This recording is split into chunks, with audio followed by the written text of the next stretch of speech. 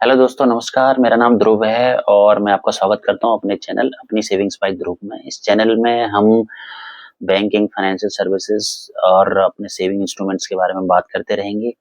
आज का जो टॉपिक है बहुत ही सिंपल, सेविंग अकाउंट्स, लेकिन बहुत ही ज़रूरी, very very important. It's a lifeline of every individual, वो हम सब लोग जानते ही हैं।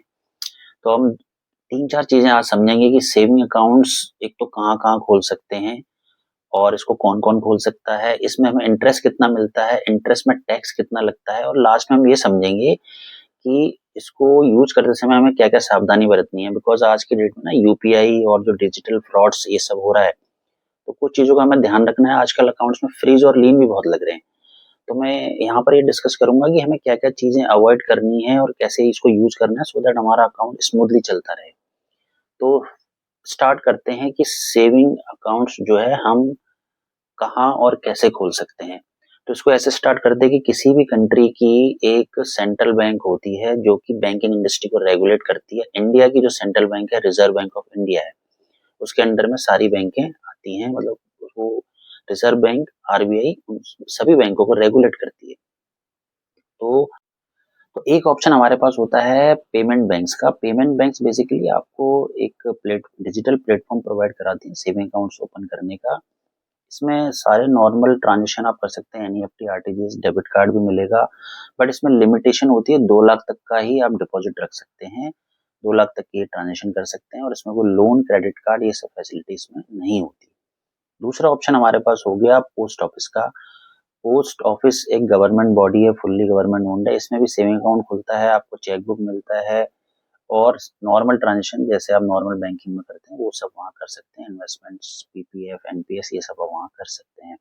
Third very popular option commercial banks का, जहाँ पर प्राइवेट और कुछ सरकारी बैंक में हम अपने अकाउंट्स खोल सकते हैं।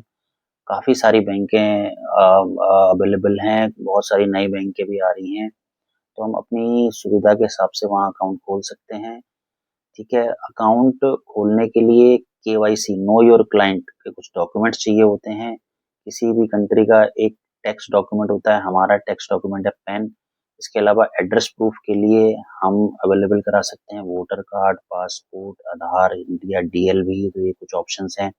अगर कोई रेंट पे रहता है तो वो अपना रेंट एग्रीमेंट अलोंग विद जो ओनर है उसका इलेक्ट्रिसिटी बिल वो प्रोवाइड करा सकता है, या फिर जो है वो एक डिक्लेरेशन भी दे सकता है। चलिए अब बात करते हैं कौन-कौन खोल सकता है। तो देखिए, जो भी रेसिडेंट इंडिविजुअल है, इंडिया का रहने वाला है, वो तो अकाउंट खोल ही सकता है। इसके अलावा अगर कोई एनआरआई है, मतलब इंडिया से बाहर चले गए हैं और ओरिजिन इंडिया का है, उनका एनआरआई अकाउंट खुल सकता है। सिमिलरली अगर कोई इंडिया के बाहर से, अदर कंट्री से इंडिया में आके वैलिड वीजा के साथ काम कर रहे हैं, तो वो भी इंडिया में सेविंग अकाउंट खोल सकते हैं और केवाईसी डॉक्यूमेंट के साथ उनका भी अकाउंट खुल सकता है।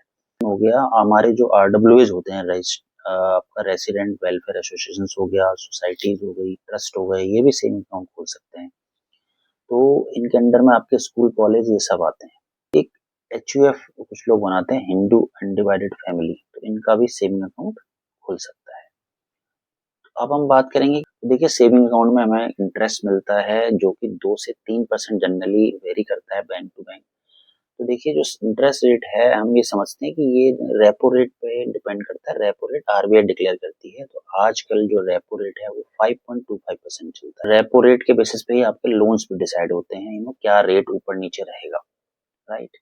तो अभी 2 से 3% का इंटरेस्ट रेट जो कि जनरली क्वार्टरली आपके अकाउंट में क्रेडिट होता है। इसमें टैक्सेशन क्या रहेगा, तो देखिए जो भी सेविंग अकाउंट में हमें इंटरेस्ट मिलता है उस पर एक तो टीडीएस नहीं कटेगा, बाय डिफॉल्ट डेबिट नहीं होगा। 10,000 तक इसमें टैक्स रिबेट रहता है, बट उसके ऊपर जो भी रहेगा उसमें आपको एज पर दी लॉ आपको जो है टैक्स इंटरेस्ट पर पे करना होगा। अंडर सेक्शन 80 टीटी के अंडर जो है 10,000 तक की जो सेविंग का इंटरेस्ट होता है वो जो है टैक्स वेव्ड ऑफ होता है उस पे, राइट। देखिए बच्चों के लिए खोलेंगे तो किड अकाउंट हो गया, सीनियर सिटीजन के लिए खोलेंगे तो सीनियर सिटीजन सेविंग अकाउंट बोल देते हैं।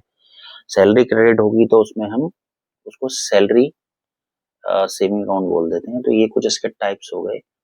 एंड आज की डेट में यूपीआई इतना ज़्यादा हो रहा है या एमपीएस हो रहा है, तो हमें क्या-क्या इसमें सावधानी बरतनी है अपने ट्रांज़ैक्शंस में। तो देखिए जब भी हम कोई यूपीआई करते हैं या आईएमपीएस करते हैं तो बहुत जल्दबाजी में ना करें। अगर एक बार पैसा गलत चला गया तो उसको वापस लेने में बहुत प्रॉब्लम्स आती हैं। तो ये हमें ध्यान देना है। दूसरा हमें ये ध्यान देना है कि कोई भी कॉल्स के ऊपर या कोई बोलता है कि आपका जो है ये बिल पेंडिंग है, एलआईसी का प्रीमियम पेंडिंग है, तो आप ये हमें ये या फिर हमसे ओटीपी शेयर कर लीजिए। तो ये सब चीज़ों से हमें अवॉइड करना है।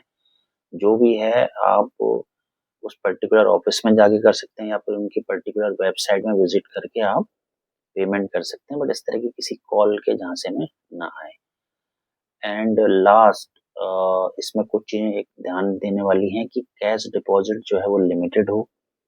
यूपीआई पेमेंट्स होती हैं, यूपीआई पेमेंट्स क्या है कि आजकल हम बहुत ज़्यादा करने लगे हैं। तो यूपीआई पेमेंट्स की वजह से भी कभी-कभी अकाउंट में लीन या फ्रीज लगता है, तो हमें ध्यान देना है कि बहुत लिमिट से ज़्यादा जो है आपकी यूपीआई पेमेंट्स ना हो। हमसे 10 जो यूपीआई पेमेंट्स हैं उतनी हो रही हैं तो दैट इज़ ओके।